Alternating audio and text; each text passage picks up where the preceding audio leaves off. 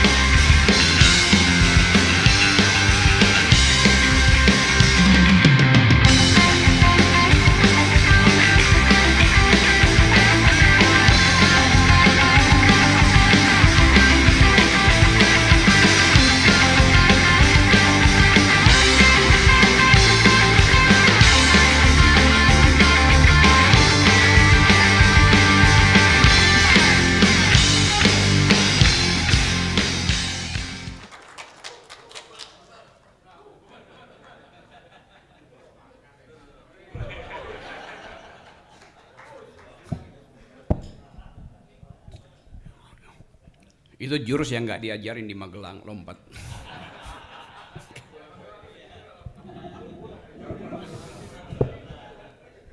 Oke, teman-teman semua. Ketika pembubaran paksa beberapa waktu yang lalu di forum yang sama, wartawan tanya saya, apa hubungan Rocky Gerung dengan FTA tuh? Sekarang saya terangkan dulu the origins dari forum Tanah Air. Satu waktu beberapa tahun lalu, Tata, saya ada di New York kasih ceramah untuk membayangkan the near future of the nation itu. Apa yang di masa depan yang agak dekat itu. Sebelum kita ngomong itu, saya pergi ke Blue Ridge Mountain di Virginia, hiking di situ. Karena ada lagu yang saya suka itu, Country Road. Country road, take me home to the place I belong, West Virginia, Blue Ridge Mountain, take me home, country road. I hear her voice in the morning hours, she calls me. The radio reminds me of my home far away. And driving down the road, I got the feeling that I should have been home yesterday. Jadi lagu itu karena saya suka dari awal SMA, universitas sebagai lagu pendaki gunung, saya pastikan mau datangi tempat itu. Akhirnya saya bertemu. West Virginia ada Blue Ridge Mountain dan ada Shenandoah River. Sungai yang kemudian mungkin dia mengalir dari Virginia tembus nyatu dengan sungai yang ke New York itu. Jadi di situ saya mempelajari asal usul perbudakan di Amerika tuh. Di situ pertama kali budak-budak itu dikumpulkan di sebuah port di pelabuhan sungai yang panjangnya mungkin 200 meter lebarnya itu. Di situ ada museum yang mengingatkan kita tentang manipulasi hak asasi manusia, tentang upaya orang kulit putih ini untuk menganggap bahwa kalian itu hanyalah barang the African yang kemudian American African ini.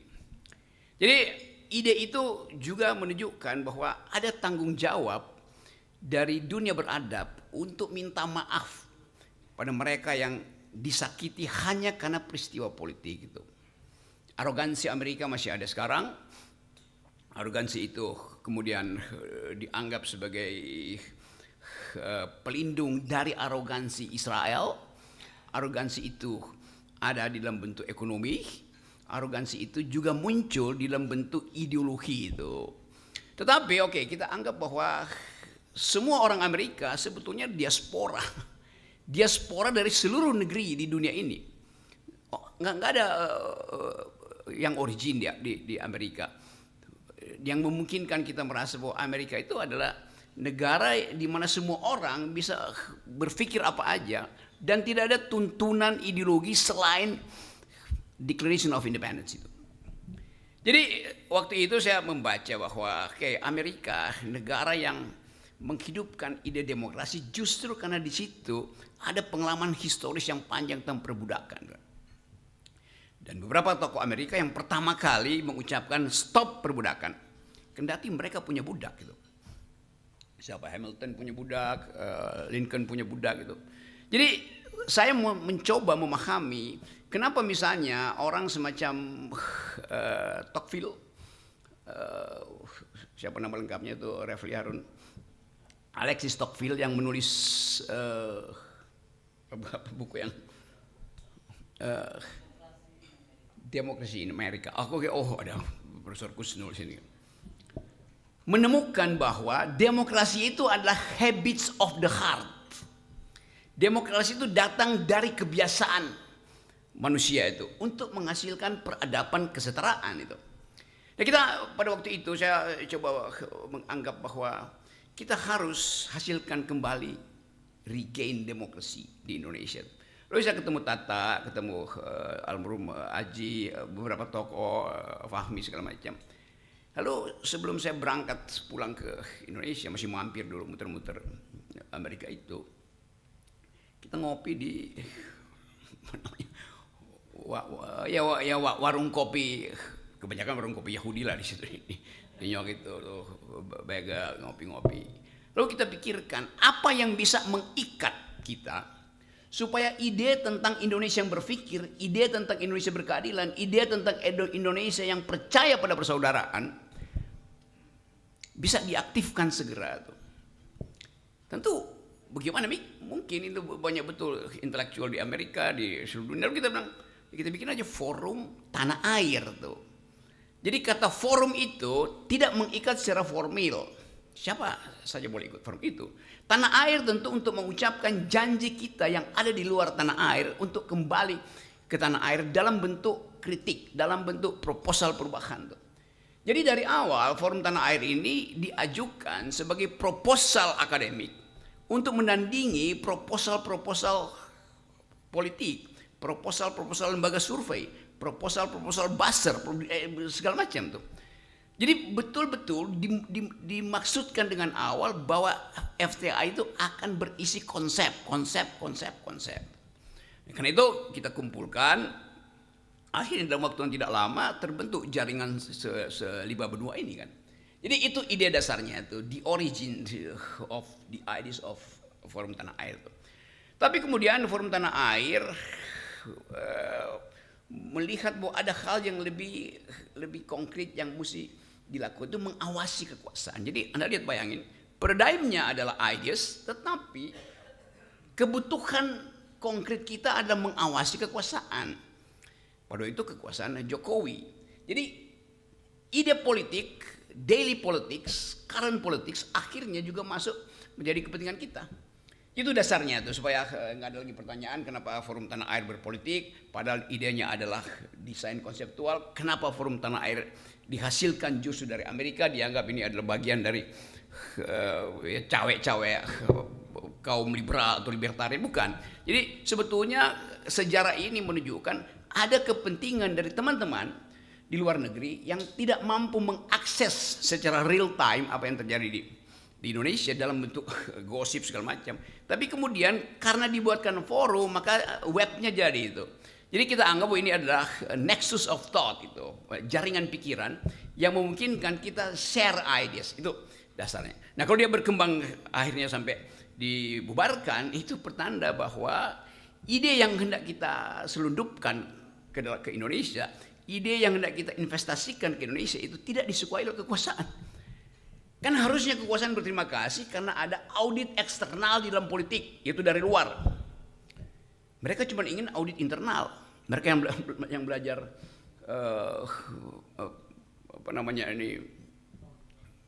akuntansi tahu bahwa di audit eksternal justru lebih jujur daripada di audit internal. Jadi mestinya pemerintah menganggap bahwa Forum Tanah Air ini ada sounding board yang memberi semacam kalau tentara bilang army readiness, kesiapsiagaan setiap saat, kan begitu maksudnya kan, ada istilah itu tuh. Jadi kita Forum Tanah Air juga army readiness di dalam ide itu. Tapi kemudian dimusuhi itu, ya mungkin kan ada Refli Harun, ada Edi Mulyadi, ada Pak Gatot, udah pasti itu kan, dan semua hal yang kemudian disinopsiskan sebagai ini bajingan-bajingan yang hendak mengacau negara. Kan itu yang terjadi ya. Jadi diskurs itu yang hendak kita halang. Jadi kita mau kembali setelah situasi mulai terlihat seolah-olah tertata, kita mau balik lagi. Tadi Pak Tata betul untuk menagih konsistensi dari Presiden Prabowo hari ini. Kabinet merah putih. Awalnya merah putih, tapi baru 2 hari seorang menteri yang dibrief dengan baik oleh pakar-pakar luar negeri ketika di Hambalang, Menteri Desa, memakai kop surat Kementerian Desa untuk memerintahkan kepala desa berkumpul di sebuah desa untuk memenangkan istrinya yang sedang kampanye di desa itu. Kan dari awal kita lihat bahwa briefing Prabowo itu tidak dipahami atau sengaja diabaikan oleh menteri itu karena kepentingan individual, karena kepentingan pribadi.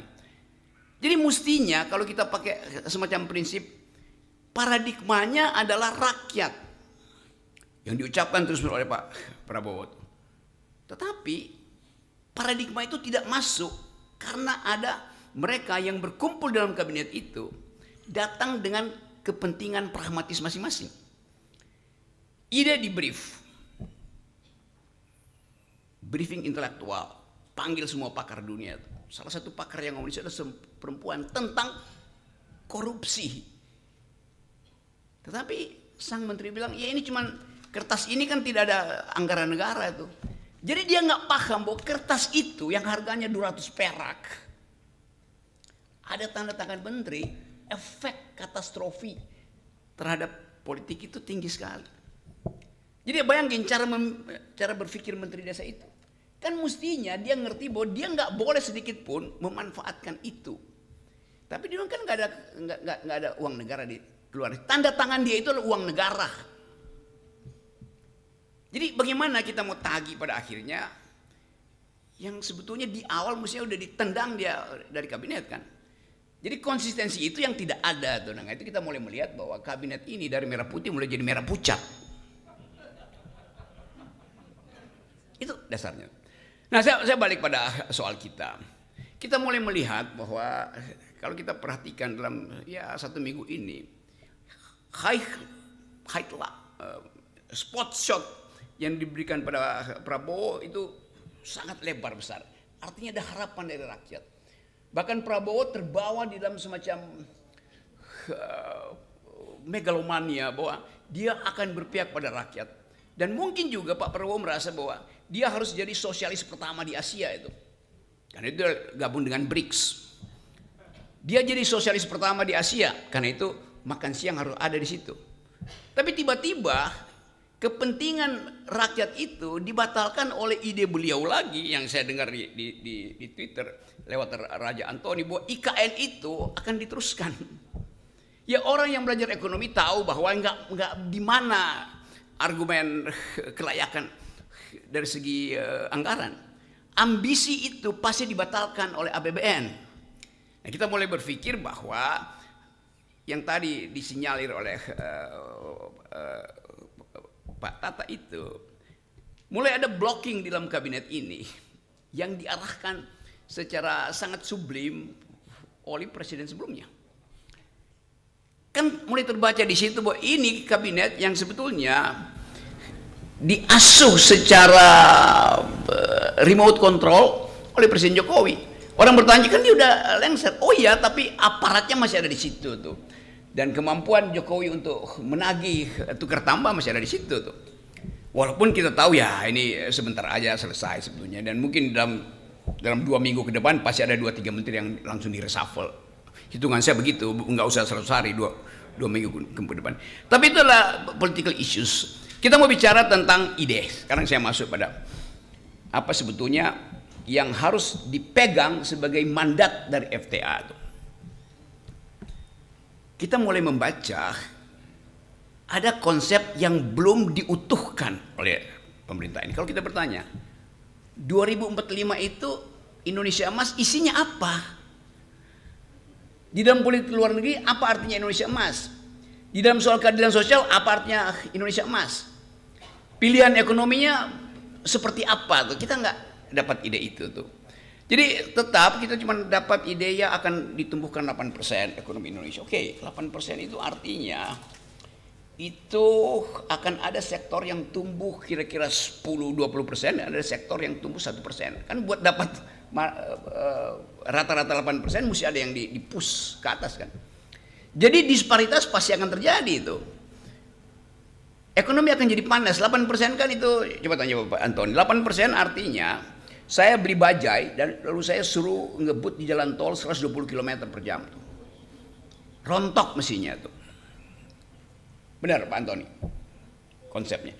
Belum lagi kita mau tagih konsep 8% itu, grossnya 8%, berapa persen ecological footprint yang disumbangkan oleh pabrik-pabrik yang akan mengoperasikan 8%. Berapa banyak deforestasi yang disebabkan oleh ambisi 8%. Berapa banyak tanah-tanah di pantai utara yang juga akan dikendalikan oleh oligarki itu yang diperjuangkan terus oleh Pak Said Didut. Jadi FTA akan menguji itu bukan karena kita cemburu atau dendam, tapi kita mau lihat kemasukakalan dari konsep 8%. Itu akan kita studi terus tuh. Kita mau lihat kemasukakalan dari proposal untuk menghidupkan kembali IKN. Apa dasarnya tuh? Yang paling penting kita tahu bahwa soal Indonesia ini yang diucapkan terus oleh Pak Prabowo adalah soal pangan. Apakah pangan ini betul-betul didesain dalam upaya untuk mengatasi krisis pangan? Atau desain ini sebetulnya udah dibaca lebih awal oleh 2-3 orang yang menguasai ekspor impor pangan dan mulai menyodorkan sesuatu sebagai umpan untuk memperoleh kepentingan, keinginan di Papua, di Kalimantan. Jadi kasak kusuk ini soal pangan dan soal pertumbuhan ekonomi itu adalah hal yang akan kita riset terus. Kita tentu akan riset bagaimana kemungkinan terburuk kalau pembekalan, sebut aja pembekalan intelektual di Hambalang itu kita uji akibatnya apa. Coba kita saya kasih contoh. Saya baca banyak tentang si John yang kasih pembekalan tentang politik luar negeri itu. Orang yang punya perspektif realis dalam studi politik internasional itu John last name dia itu. Kenapa John ini yang dipanggil untuk membekali menteri-menteri itu? Bukankah John ini adalah seorang yang pro perang, bukan pro damai, sementara Indonesia adalah memilih untuk bahkan menjadi pasifis sebetulnya. Sementara metode yang diterangkan oleh narasumber ini adalah metode-metode kaum realis. Civis pacem para belum, kalau Anda ingin damai bersiaplah untuk perang. Kan beda paradigmanya. Dan lebih dari itu, begitu diterangkan soal ekonomi oleh macam-macam dari 8 sesi itu, kita bertanya, ngerti nggak mereka yang di-brief di Hambalang dalam 2 hari itu? Dalam bahasa Inggris pula diterangkan itu kan. Ya mungkin pakai interpreter. Tetapi kelihatannya nggak ada yang paham itu. Kalau saya bicara dengan mereka yang ada di situ, ya mungkin 2% si ini paham, karena waktu itu dia cuma ya gini-gini, padahal sebetulnya dia mesti angkat tangan bertanya tuh. Jadi diskurs intelektual tidak terjadi di Hambalang. Saya sebut diskurs intelektual. Narasinya ada, tapi without diskurs. Bagaimana mungkin pembekalan itu tanpa debat? Konsep yang bertentangan. Jadi kita mulai menganggap bahwa komposisi kabinet ini tidak diasuh secara paradigmatik untuk menghasilkan sesuatu yang betul-betul konseptual. Gak ada paradigma di situ. Indonesia paradigmanya damai, tapi yang diundang mengajarkan tentang cara bertahan dalam perang itu. Sementara kita tahu bahwa ya itu peralatan perang kita itu ada bekas, semua barang bekas. Persenjataan kita. Jadi itu satu poin. Sehingga saya menganggap bahwa ini tadi saya ngomong sama Ersben Arif, ini kayak orang naik gunung, karena saya suka naik gunung. Itu berebut tiba di atas, padahal tendanya cuma satu tuh. Hancur, kedinginan, segala macam. Ini kabinet yang berupaya untuk cepat-cepat tiba di puncak gunung dengan mengandalkan orang yang di depan itu bawa tenda 10, padahal tendanya cuma satu. Bagaimana mungkin bisa survive di dalam situasi turbulensi misalnya. Tapi oke, itu ide mereka. Kita kasih semacam dugaan awal bahwa akan ada krisis pertama, yaitu dari dalam bentuk organisasi sendiri itu. Sementara ini terlihat bahwa ada kepatuhan pada Presiden Prabowo dibawa ke Magelang.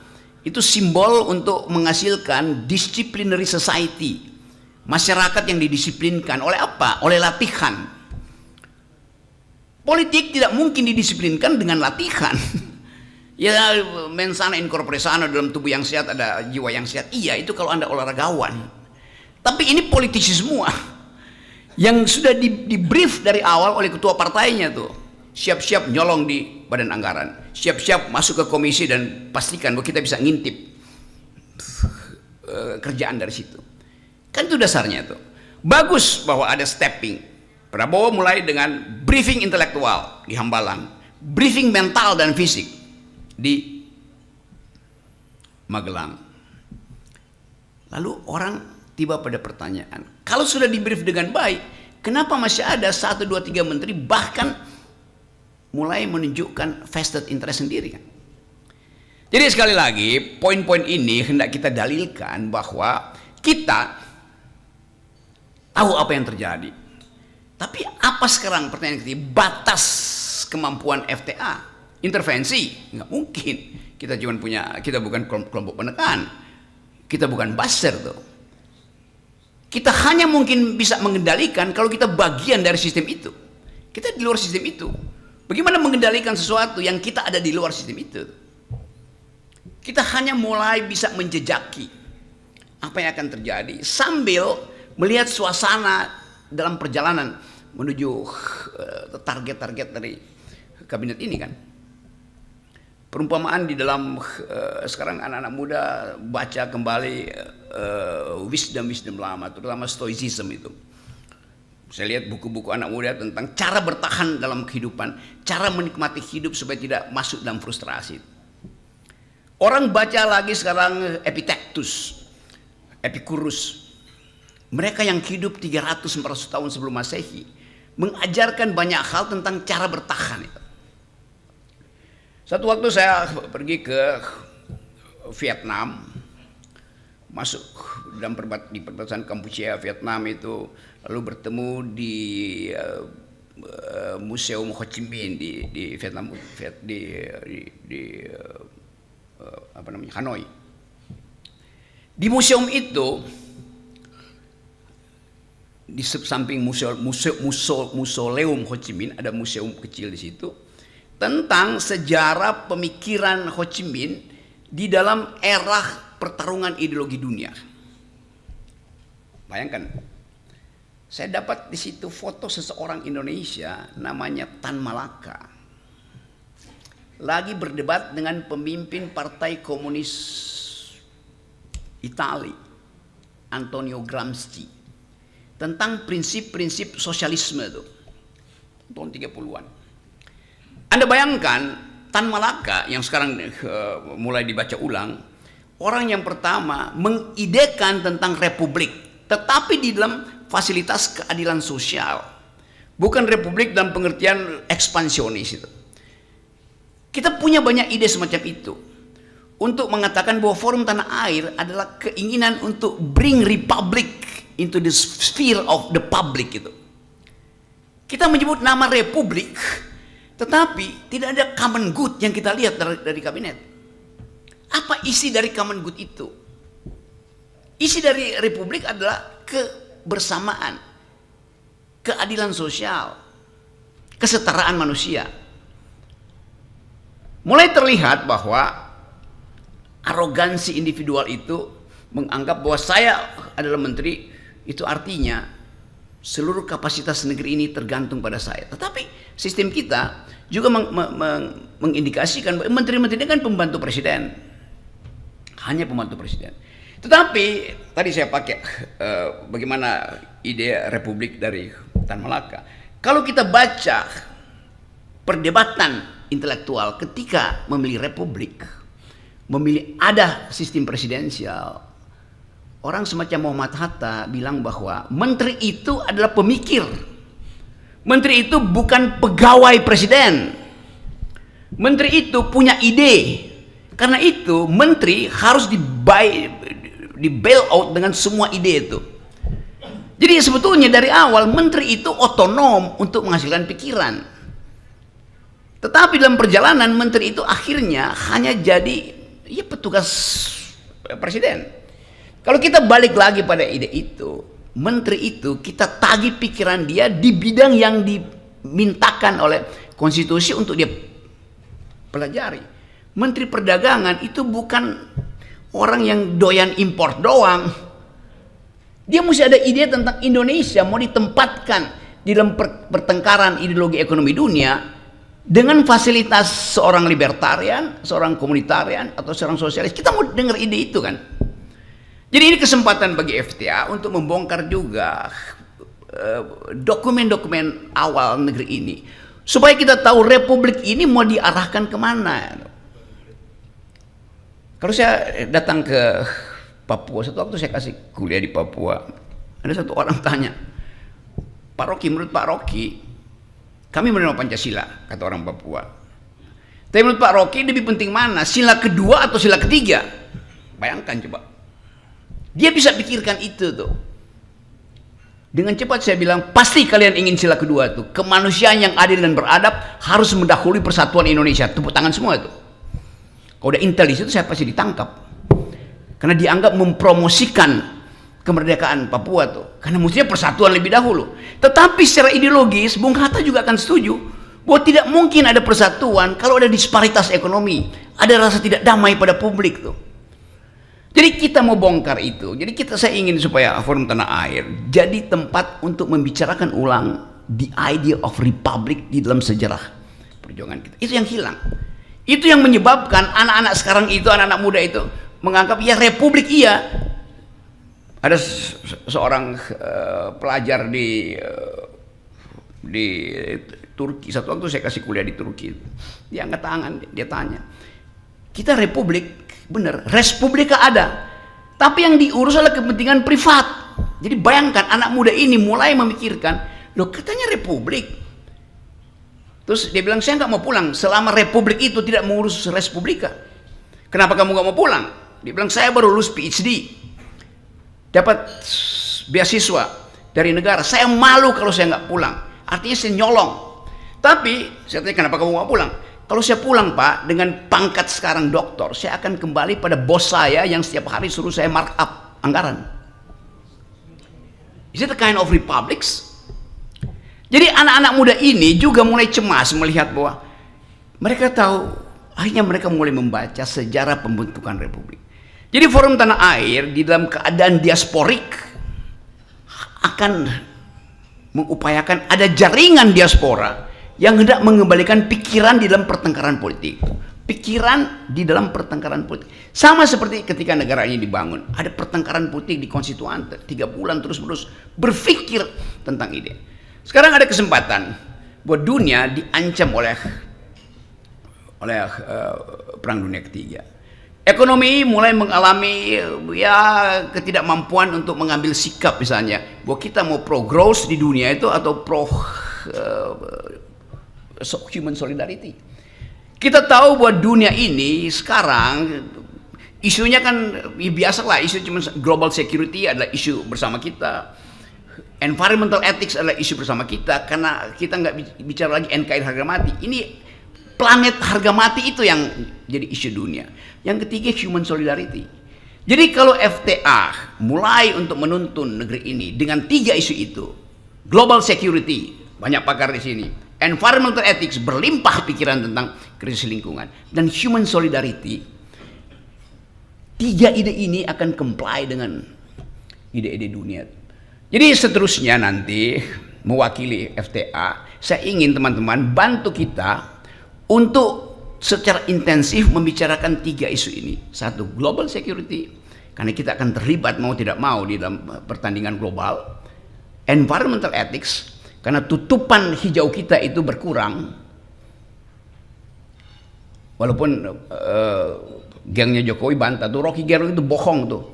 Tutupan hijau kita justru bertambah kok, nggak ada deforestasi. Lihat aja dari drone, hijaunya tambah. Saya bilang iya. You zoom in di situ, you tahu itu hijau lapangan golf, hijau sawah yang akan dicetak di Papua, hijau sawit yang semuanya monokultur. Bukan itu yang disebut green di dalam sustainable ideas of green economy, circular economy. Jadi sekali lagi, tadi saya bilang apa? Jadi FTA punya 3 kurikulum. 1, kita akan pantau global security, termasuk posisi Indonesia di dalam persaingan global security ini. Yang kedua, environmental ethics, ini penting sekali dasarnya. Saya masih ada waktu nggak? Saya mau terangkan agak panjang nih supaya sekaligus kita dapat ya. Soal environmental ethics. Satu waktu saya ngopi di mana lagi ya? Di Budapest, Hungarian. Anak muda datang, nawarin kopi. Saya bilang, kita Indonesia punya kopi. Apa kopinya? Gayo. Dia bertanya, anak muda ini, Gayo ada di Aceh. Dia Google, lalu dia tanya, kopi yang Anda unggulkan itu ditanam di bukit nomor berapa? Panik saya. Dia tahu bukit-bukit itu. Karena udah dipetakan bukit 1, 2, 3, 4. Dia bisa tunjukkan, iya ini kopi yang enak. Tetapi kira-kira 6 bulan lalu bukit itu masih hutan. Kenapa sekarang jadi kebun kopi? Jadi itu yang mau saya terangkan, bahwa tidak mungkin kita lolos dari mungkin mata dari Elon Musk yang pasang Starlink di atas kita kan. Itu yang saya ingin supaya kita mengerti bahwa semua hal yang kita bicarakan juga connected dengan ide-ide dunia. Saya ngomong tentang hilirisasi. Anak muda Eropa angkat tangan. Memang ada hilirisasi. Energi di hilir itu bagus. Tapi problemnya bukan apa yang ada di hilir, tapi yang ada di hulu. Apa yang ada di hulu? Kotor secara politik, bersih secara hilir, kotor secara politik. Dan itu juga yang diiyakan oleh Hasyim Johanikusumo kemarin. Bahwa 10 orang Indonesia itu menguasai industri hulu itu tanpa ada persaingan di dalam lelang yang masuk akal. Jadi ada monopoli di hulu, itu bagi orang Eropa, itu anak-anak muda Eropa terutama, itu hanya kotor secara politik karena cuma ada 4-5 pemain nikel tuh. Jadi kita mesti lihat cara berpikir baru itu, bahwa orang nggak persoalkan energinya bersih, tetapi diperoleh dengan cara bersih apa tidak. Jadi FTA karena ini adalah diaspora, ada di mana-mana di 5 benua. Juga kita akan kumpulkan narasi-narasi kecil supaya kita mengerti bahwa suatu waktu anak muda Eropa ini dia akan ban kita karena menganggap kalian do not speak environmental ethics. Produk-produk kita akan di ban di sana. Tentu mereka pasti akan minta partai buruh atau partai hijau di situ untuk jangan bantu Indonesia tuh. Kampanye anak-anak muda ini melampaui kemampuan partai politik seluruh dunia. Di kita juga mulai begitu. Kampanye sosial media anak-anak ini itu yang mesti kita perhatikan, mampu untuk merubah konstelasi politik tuh. Viral semua tuh.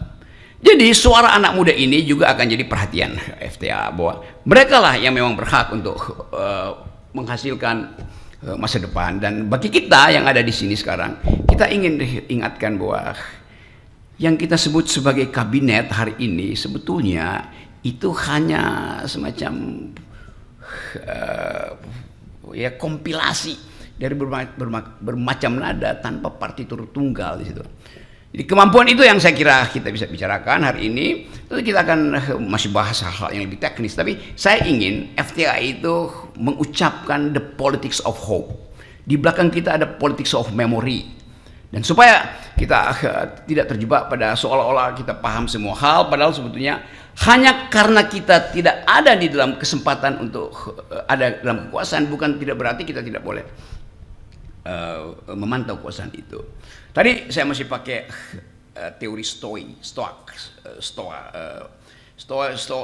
itu filsafat yang mengajarkan keteguhan hati, bahkan memanfaatkan kesulitan itu untuk membekali diri dalam kesulitan kita yang kita nggak ada di dalam. Kita nggak mungkin kontrol yang ada di dalam, tetapi kita bisa katakan bahwa kita di dalam perjalanan menuju 2029 kita tahu apa yang sedang terjadi.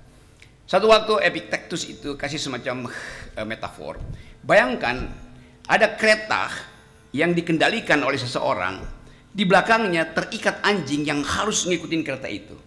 Tapi karena tali anjing itu panjang, si anjing itu kadang-kadang bisa melirik ke kiri, bisa melirik ke kanan. Sementara si kusir kereta itu dia cuma lurus pandang ke depan. Anjing ini punya kemampuan untuk menangkap energi kiri kanan, punya kesempatan untuk menyaksikan panorama yang lebih indah daripada si kusir. Tentu kita bukan anjing, tetapi kita ingin manfaatkan perumpamaan itu bahwa di dalam keadaan di mana kabinet dikontrol oleh sang kusir atau sang kasir di baliknya, kita manfaatkan kelegaan kita untuk membaca keadaan. Jadi ada yang formal, tetapi ada yang informal. Dulu waktu Václav Havel memulai revolusi di Czechoslovakia, dia bikin istilah yang bagus, yaitu paralel polis. Artinya ada polis, ada politik yang formal, tapi ada politik yang membayang-bayangi politik formal ini. Paralel polis itu, kita masyarakat sipil, FTA, jurnalis, Multatuli Project, Bocor Alus Project, Refli Harun talk setiap hari. Itu yang kita sebut sebagai paralel polis itu. Kalau FNN sudah dengan sendirinya lakukan paralel polis setiap hari itu. Jadi saya ingin FTA ini jadi paralel polis, sesuatu yang membayang-bayangi potensi frustrasi dari sistem yang formal tadi. Saya tetap menduga bahwa akan ada keretakan di dalam kabinet. Saya tetap menduga bahwa dengan cara apapun, ide untuk menghasilkan gambaran besar yang dibayangkan oleh Pak Prabowo tidak bisa diserap oleh otak-otak kecil yang ada di dalam kabinet. Itu intinya tuh. Dan desain awal ini mulai menunjukkan bahwa mulai ada keretakan. Jadi sebelum kita masuk pada halusinasi kabinet, kita pastikan bahwa kita ingin menghasilkan kembali Indonesia yang berpikir. Assalamualaikum warahmatullahi wabarakatuh.